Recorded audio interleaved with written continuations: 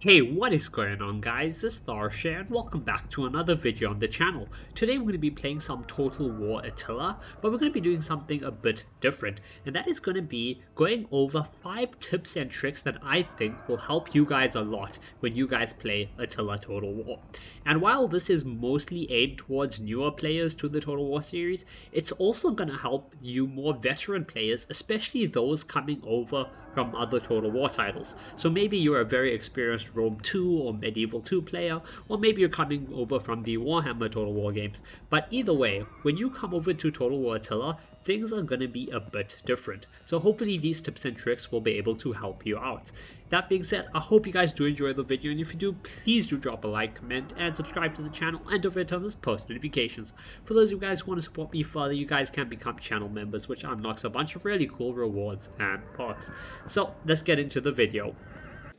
Okay guys, so the first tip for this video is going to be regarding barricades. So barricades in Total War Attila are defensive structures that you can place down in a settlement when you're defending it, and they allow you to basically put a unit on top of them, and they hinder the progress of any advancing units as they have to first destroy the barricade before moving through.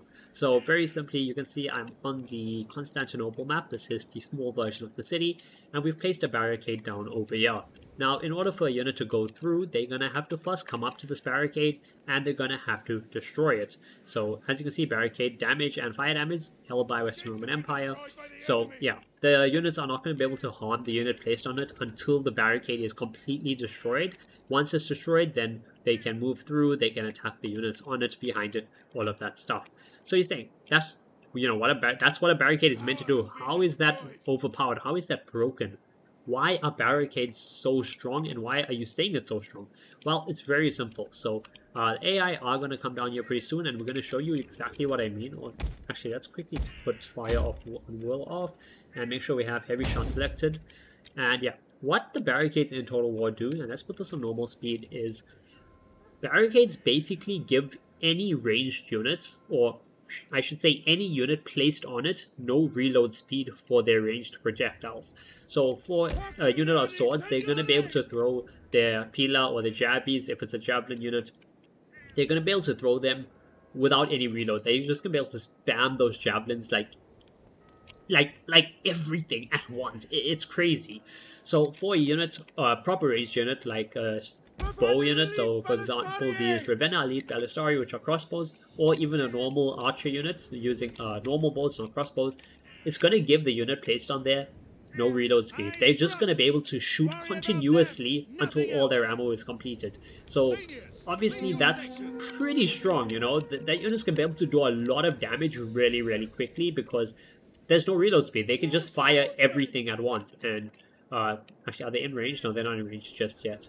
Oh, there we go. They should be in range. Let's go for this unit. It's better positioned. There we go. We're going to shoot there. We're not going to use their reload speed buff or their damage buff because they don't need it.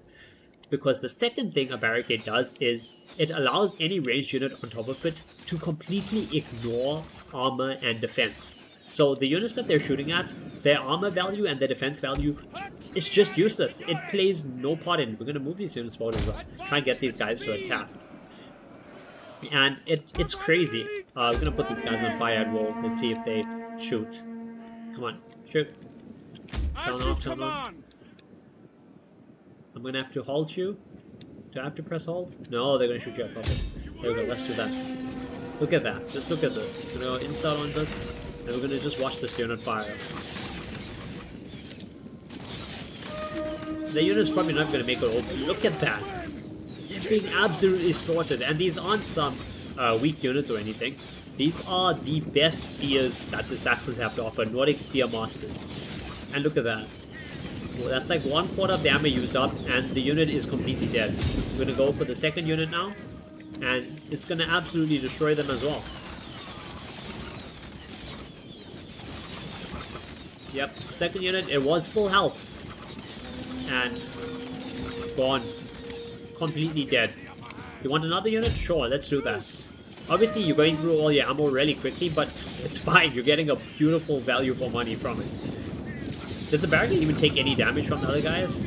Can I click see that? No. It's kind of hard to see it. But yeah, they're barely doing any damage because the unit is dying so quickly. And again, I'm not using the precision shot, which increases missile damage by 50%.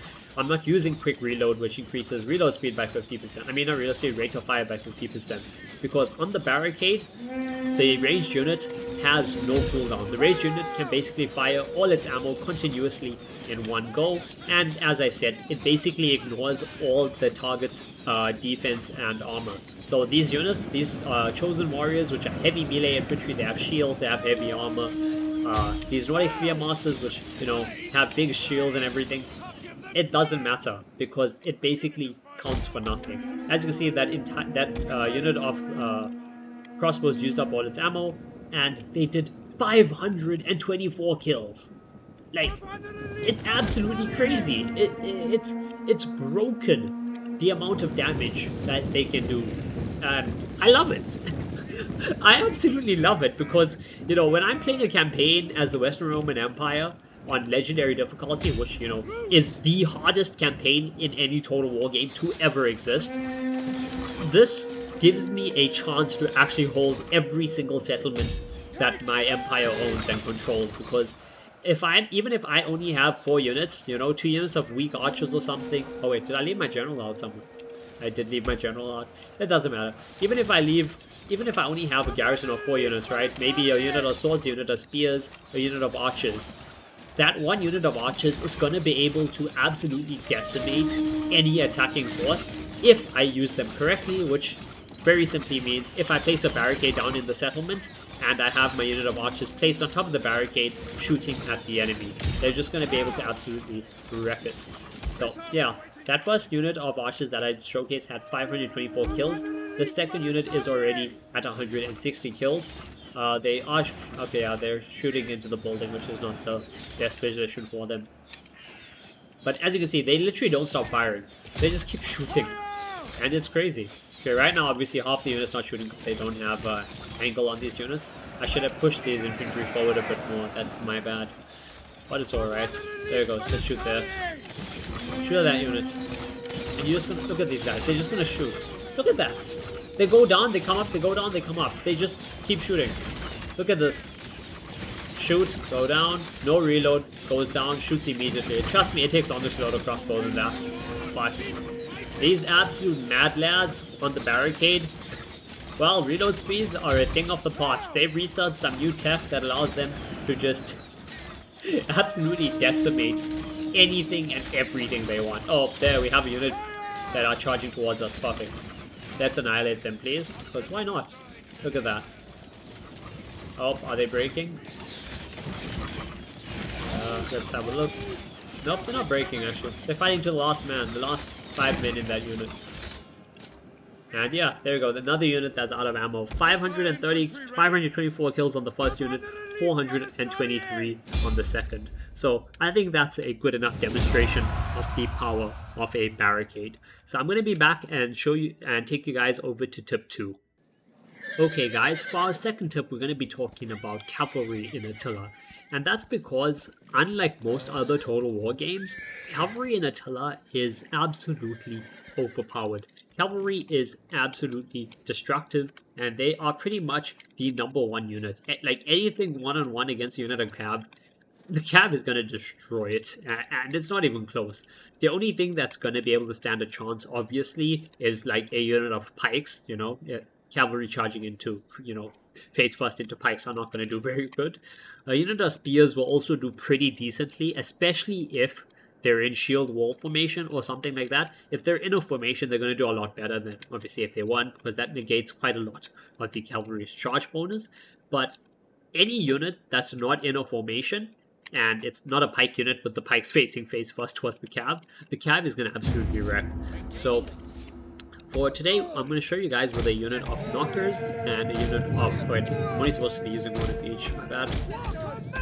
There we go, let's move these guys forward.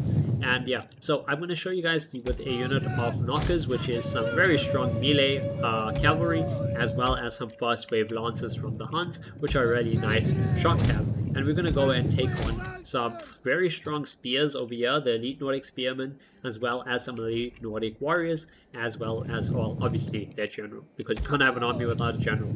But yeah, I'm going to show you guys just how strong cavalry can be. So we could do it, we could show you without even using the formations, which do give charge speed bonus as well as charge bonus. But I mean, hey, I'm going to show you guys as is, okay? So we're going to go there, we're going to go there, put everything into formation. Obviously they're going to be a lot slower, but that's alright. And we're going to charge face forward into these guys because none of them are in formation, so the Cav's going to do pretty good. Oh yeah, I forgot these Cav have bows, goddamn, because they're Hunnic cavalry. But yeah, let's just go charge for face first into all of this, and then we're gonna go and send our shock cab around the sides.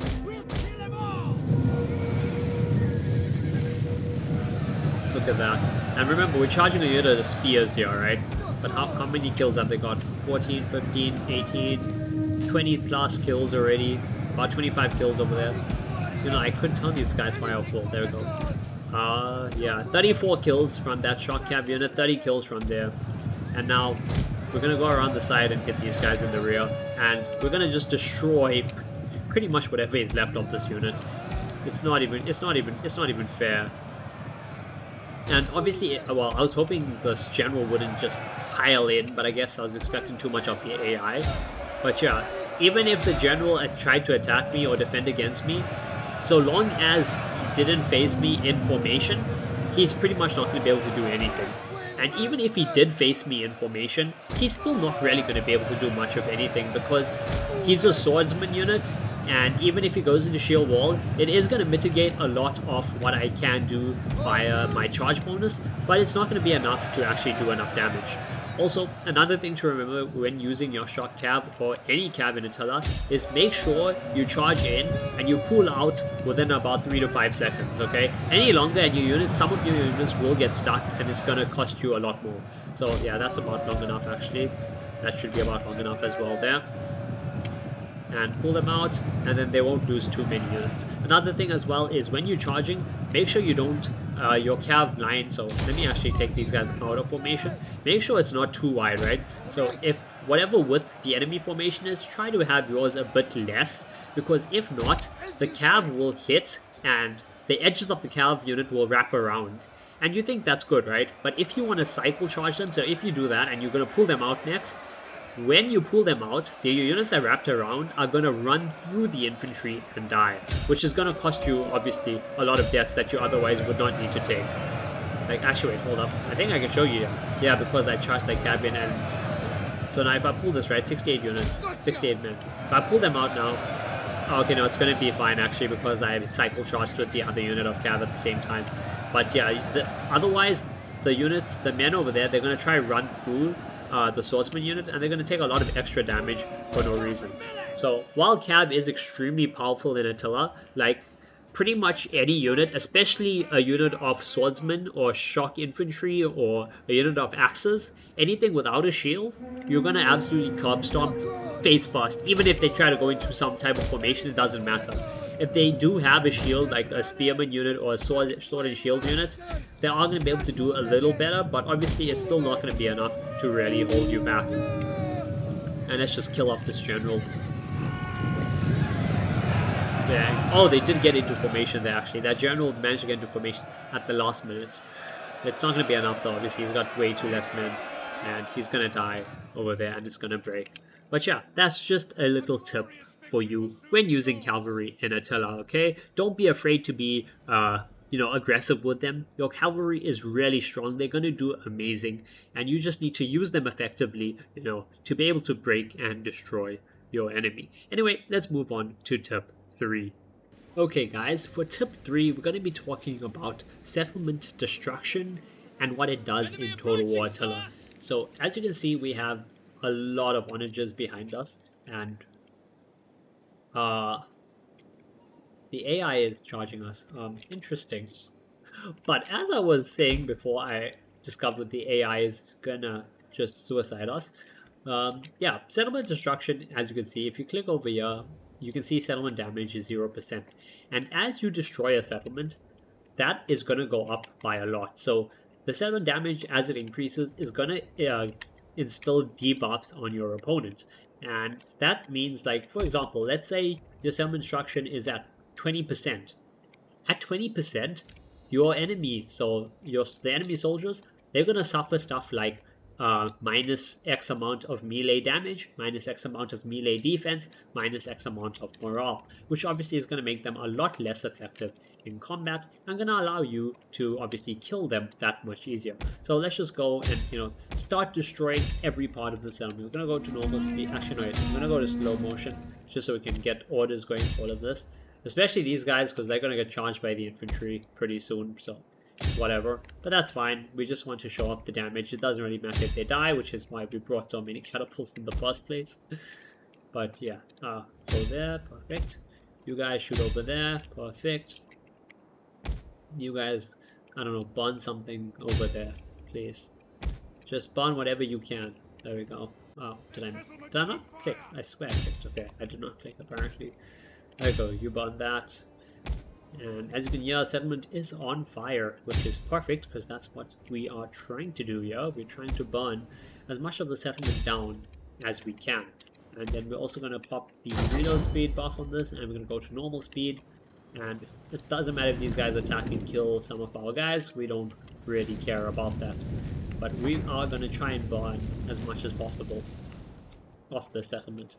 And there you go. As you can see, settlement damage is at 8% only, 9%, and the enemy is going to already suffer -2 morale, -2 melee attack, and -2 melee defense on all their units. So if you click over here, we check the stats, you can, oh well, actually, can we see this? Base value 32, shield value 10, that's 42 in total. Okay, is it going to show, can I see it on any of these guys actually? Or is it not, just doesn't show us? Okay, it doesn't show us how much it goes down by, but I should have maybe been the one defending and given the enemy a lot of artillery.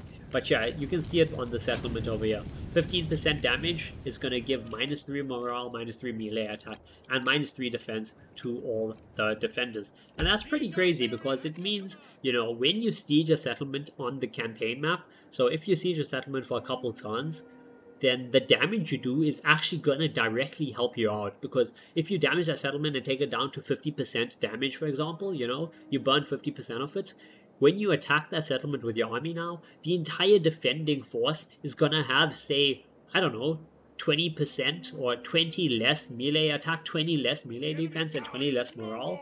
And that's honestly adds up. That's quite a lot. Can we actually do some more damage, please? Thank you. Come on, keep burning everything. Burn everything, guys. I don't want to see any of the settlement not in flames.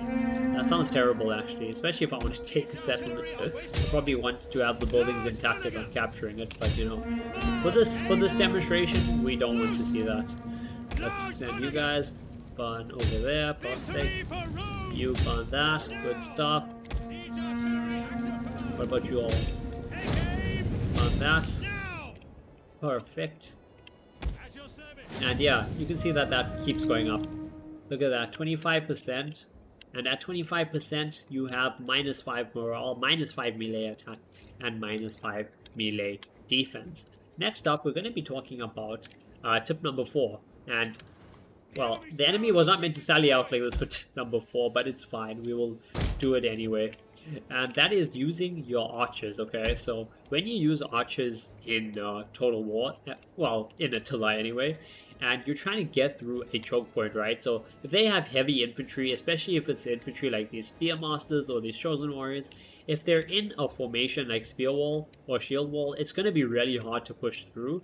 And if you use normal archers, so not crossbows, normal archers or slingers, you're just not going to be able to punch through that, okay? Because they do a lot of damage. The only way, or should I say the easiest way to punch through it is, so if this was a human player not psycho-charging me, which I'm surprised the AI is doing, but honestly props to the AI for doing that. And let's say they were holding this here, right? So they had a unit of, I don't know, swordsman, shield, spearman, whatever. They had them in shield wall over here. And they had, and you know, you wanted to push through with minimum casualties. How would you do that? It's very simple. You would use a unit of crossbows, okay? Obviously, the better the crossbow, the more effective it's going to be. But any unit of crossbows will work just fine. and you're gonna have them just set up in front. So for example, right, let's say this is my unit, right, and I have them sitting over there. I'll put the crossbows like this, right, and obviously I will have another unit behind it. So I'll have a unit of my swordsman or my spearman or something behind them, and then once the crossbows are set up, I'll have them shoot point blank directly at these infantry, right? And even if this infantry is in a formation, so obviously on these Herculean Senores, I have stationary Testudo, and we can go to normal speed actually. And even with them in stationary Testudo, which you can see it plus 50 missile block chance, which means, you know, if they had a base of 50 and now they have another 50, they have a 100% chance to block missiles, which is crazy. But what that doesn't include is crossbows have an armor piercing chance, and that will go through a missile block, right? So obviously if you have a 95% missile block chance, most of the arrows are going to be pretty ineffective, unfortunately, but I don't think there's any units that do have 100%. So if there are no units that have 100%, you're going to be able to cut through any heavily armored round using your crossbows. And let's see if we can actually get a shot off over here on these guys, right? So I'm going to take these guys off. I'm going to pull these infantry back. Yeah, we're going to pull the infantry back like that. Okay, and we're going to... Oh wait, yeah, okay, let's pull these guys back as well. Let's pull these guys back as well. And we're going to shoot into these Nordic Spear Moss. What are you guys doing? Crossbows. Well, that's not exactly showing off what I wanted. I need friends, guys, so I can do this with a friend who plays Attila. It'll be a lot easier for these videos than me shooting these guys in the back. But yeah, you'll get what I'm trying to show off, okay? Our tip number 4 is going to be basically for any choke points, right? So let's say this is a choke point. The enemy has a unit of spears, a unit of pikes stacked on top of each other. The spears are in spear wall, and you are going to try to push through, right? Instead of trying to push through with your infantry, soften it up with your crossbows first. Your crossbows are armor piercing, so even though the spears or the pikes or whatever are heavily armored, they have a lot of armor, a lot of melee defense, whatever. Your pikes, your crossbows are going to be able to sit outside of their range, so they're going to be able to sit over here. Okay, maybe not in this place, because, yeah, depending how far back the terrain's a bit iffy. But let's say, you know, they over there, you're over here. You can just sit point blank and shoot them in the face with your crossbows, and you're going to be able to break through pretty easily. Let's actually do that there. I'll pop both their abilities here, because unlike the barricade tip, here your crossbows do not have infinite reload speed, and they do not ignore all the enemy's armor and defense, okay? As you can see here, they actually take a lot of time to reload. It takes time, they're going to go, reload, and they're going to shoot. And they are going to do a lot of damage because they are very heavy crossbows, obviously, and they're shooting into the side of a unit. But yeah, that's basically how you are going to want to try and push any choke points in Attila. If it's a city and the enemy is stacked, you know, they're double stacking pikes, they're double stacking spears and swords, they're double stacking heavily armored units, go and put your crossbows point blank and shoot them in the face. Obviously, you have a unit of infantry behind, so if they do charge forward, you can charge your infantry forward and deal with that. But anyway, let's get on to tip number 5. Okay guys, so for our final tip and trick of this video, we're going to be talking about food, sanitation, and public order in Total War Attila. So if you follow these tips and make sure you always have enough of each of those things I just mentioned, you're not going to have any issue with building up your empire and expanding. If you don't, however, you're going to suffer, because each of those are going to cause pretty negative effects, and it's going to stunt your growth, and it's going to cause your faction to have a lot of issues. So first, let's discuss public order. Well, public order is very simple. It is how happy your population is, and it's affected by a bunch of things. For example, as you can see here, public order is going to have a negative effect from religious differences between your population, so try convert everyone to your state religion. It's going to help out a lot. More importantly though, the effect of a negative public order is going to cause rebellions. So, for example, perfect, there you go. We can see that Antioch yeah, Antioch. So the province of Syria has a negative public order, and it's -83 with -2 per ton, mostly because our empire's in a famine at the moment. But yeah, public order is deteriorating at the current rate. There is a rebellion in 9 tons. Now, what this means is if you're having to deal with rebellions every turn, you're going to absolutely suffer because you're going to need your armies to deal with all the enemies surrounding you, whether it's neighboring factions that want to take your land, whether it's the Romans that you're invading if you're playing one of the barbarian factions, or if it's the Huns, which are just out there to burn the world and raise everything in their path. You do not want to have to deal with rebellion armies at the same time. So make sure your public order is positive. If it's positive, you won't have rebellion spawning. If there's no rebellion spawning, you don't have to worry about them in the first place. If they are there, then, well, you're going to have to dedicate troops to go and put down those rebellions and kill them. Because if you don't, well, then they're going to go and capture your settlements from you, which is going to ruin your economy and your food production and pretty much everything else. Next up, we have sanitation. So sanitation is very important because if you have bad sanitation, well, it's going to cause disease. So, for example, let's have a look. Can we find a spot that has negative sanitation? Okay, this has negative sanitation. As you can see, we have +2 sanitation, +5 squalor. My total sanitation is -3, and there's a 3% outbreak chance of disease. If disease does break out, it's going to negatively affect public order, and it's also going to drop the income of the building. So, can I actually find somewhere that's diseased? Let's see, what about you? No. I do not find anywhere that's diseased. Come on, that's negative. There we go, perfect. As you can see, Emesa. So Emesa has a disease going on, pestilence. So yeah, people are coughing up blood, and dramatic weight loss is foreshadowing expiration. Anyway, that's going to cause -2 public order and -1% wealth from more buildings. Let's see if I can find anywhere else. Oh wait, hold up. There we go, perfect. Over here as well. Consumption, pestilence, public order, and buildings. So make sure you have positive sanitation. If you don't, well, then you're going to have to deal with, well, as you saw, you're going to have to deal with minus public order, and you're going to have to deal with your buildings producing less income. Also, if there are any armies in a region that have pestilence, aka if there are armies in a region that has disease, I am pretty sure the armies will suffer attrition and they will lose soldiers due to that disease. So make sure you don't walk your armies through a region that is suffering from disease. If I'm wrong about that, guys, please just correct me down below in the comment section. It is quite a while since I've actually properly played a Total War campaign, since I finished all my Total War campaigns on Attila. But yeah, next up we're going to talk about food. So food production, unlike most Total Wars, is not global. Yep, you can see here, right? We at minus 1,153 food overall, mostly because, well, I think fertility levels have dropped, and that's caused the buildings that I have to produce food to just produce less, which is obviously going to be an issue, but that's not important, right? What's important is food is not faction-wide. Yeah, it shows your overall food faction-wide, but in reality, food is managed province by province. So what do I mean by this? Let's say you're in this province, Cilicia, right? You have a positive food of 55. Any armies in here will be able to replenish troops. But let's say they walk over to the province of Syria, they go to Antioch or Tyrus or Emesa.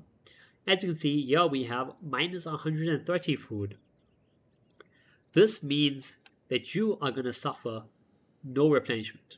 Nothing. So if you have an army at half strength and you were like, guys, we need to replenish, we need to, heal this army up, and you go to a province with no food, say goodbye to replenishment, because your army will not replenish. Actually, let's see if we can find an army that's injured and show you that.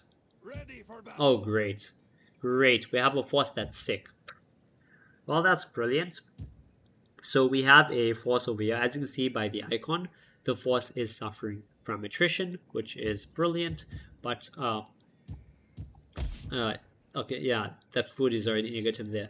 I need a force where there's two provinces, one with food, one without. That's 0. Actually, wait, let's just check this way. Go over here, go over there. Dardania, perfect. So if we click Dardania, is it this one? No, these guys, okay, yeah, so these guys have positive food +2, I assume it's here. Yeah, these guys have negative food, minus 54. So, oh, wait, damn it, can we Can we move this army? Can we force march them? Yeah, we can actually. Perfect. So as you can see over here, 26 men, 26 men. Anyway, this army is not replenishing any troops, but if we move them over, then you can see they are now going to be getting replenished. So men are being replenished. You can see it on the icon there. The green is filling up, or you could just have a look at the plus icon on the bottom over there. But yeah, it's very important to manage your food production as well as all the other stuff that we went over. Okay, public order, you have to make sure you have positive public order, otherwise you're going to be facing a lot of rebellions, and it's very hard to deal with all those rebellions while also dealing with all the outside threats to your kingdom. Sanitation, you want to make sure you have sanitation, otherwise you have to deal with, well, negative public order. You're going to have to deal with lower income from your buildings, and any armies going through there, I'm pretty sure, will also get sick and therefore will be unable to replenish troops. So yeah, that's also something to keep in mind. And then obviously your food, even though it shows the total as a faction, you need to manage your food per province. So food over there, you have to make sure every province has positive food.